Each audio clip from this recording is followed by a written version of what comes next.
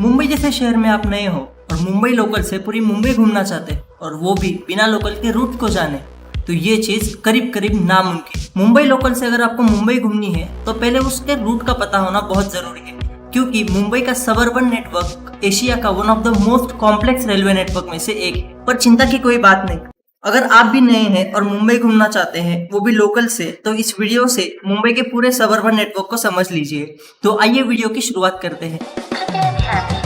भागता भागता ट्रेन पे जैसे तैसे चढ़ा, देखा ना डब्बा लगता गलत डब्बे में खड़ा। ये कौन सी दुनिया, क्या भारतीय रेल है ये।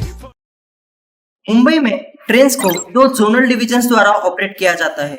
एक है वेस्टर्न रेलवेज और दूसरा है central railways. Western railways Mumbai की वेस्टर्न लाइन को ऑपरेट करती है, जो चर्च गेट से डहाणू स्टेशन तक है। 2013 से पहले ये लाइन चर्च गेट से विरार तक ही थी, पर बाद में इसे एक्सटेंड किया गया। Churchgate station western line का पहला स्टेशन है और ये साउथ मुंबई में पड़ता है और ये रूट सिटी के आउटर नॉर्थ एरिया को कवर करता है। इस लाइन में टोटल 37 स्टेशन है और ये रूट अप्रोक्सीमेटली 124 किलोमीटर्स का है। अब देखते हैं सेंट्रल रेलवेज द्वारा ऑपरेटेड रेलवे लाइंस को। सेंट्रल रेलवेज द्वारा central line, harbour line, trans harbour line, Nerul Uran line operate की जाती है। इसमें से सबसे पहले नजर डालते हैं सेंट्रल लाइन पर। CSMT से होकर सेंट्रल लाइन आगे कल्याण की ओर जाती है और कल्याण से ये लाइन डिवाइड होकर एक लाइन कसारा की ओर और दूसरी लाइन खोपोली की ओर जाती है। कसारा से आगे का रेलवे रूट कसारा घाट से होकर नासिक की ओर जाता है। वही खोपोली से पहले कर्जत स्टेशन से एक मेन लाइन पुणे की ओर जाती है। फिर आते हैं हार्बर लाइन पर। यह लाइन 3 मेजर कॉरिडोर्स को कवर करती है। एक CSMT Panvel, second CSMT Goregaon और third Panvel to Goregaon. Harbour line Wadala station से 2 रूट में डिवाइड होती है, जिसमें से एक रूट बांद्रा स्टेशन से वेस्टर्न लाइन को ज्वाइन करते हुए आगे गोरेगांव तक ले जाता है और दूसरा रूट नवी मुंबई से होते हुए पनवेल की ओर जाता है। हार्बर लाइन और सेंट्रल लाइन को कनेक्ट करने वाला एक रूट है जिसे ट्रांस हार्बर लाइन बोला जाता है। ये लाइन ठाणे से पनवेल की ओर जाती है।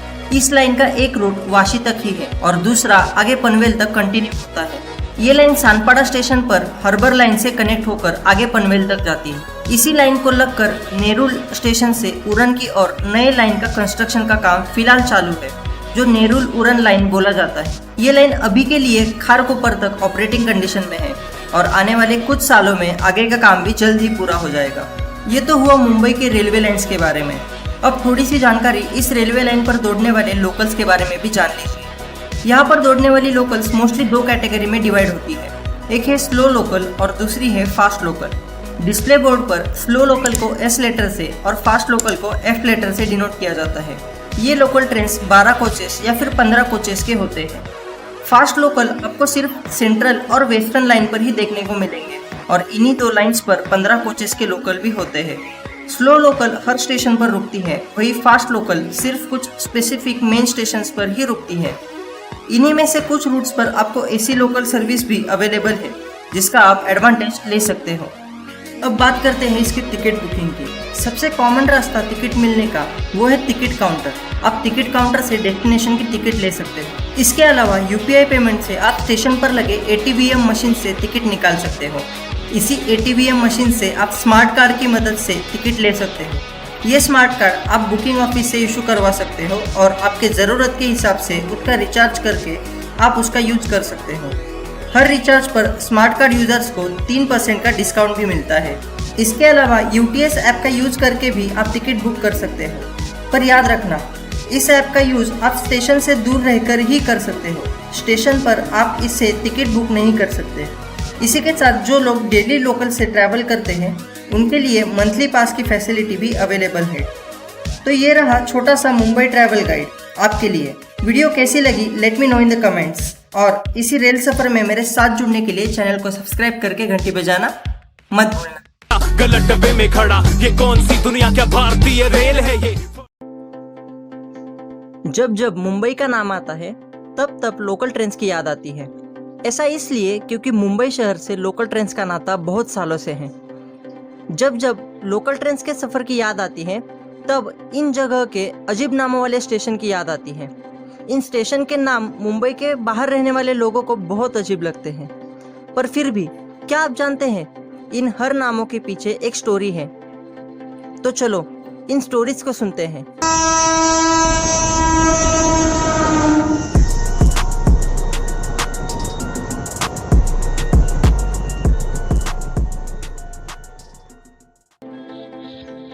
CST Chhatrapati Shivaji Maharaj terminus.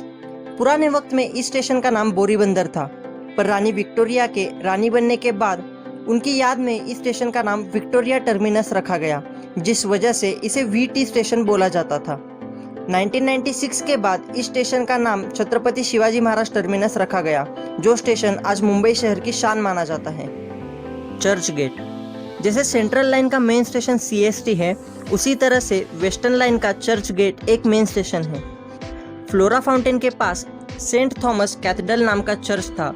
इसी चर्च के नाम से इस स्टेशन को चर्च गेट नाम रखा गया। करी रोड। जी नहीं, ये कोई चिकन करी मटन करी से रखा गया नाम नहीं है।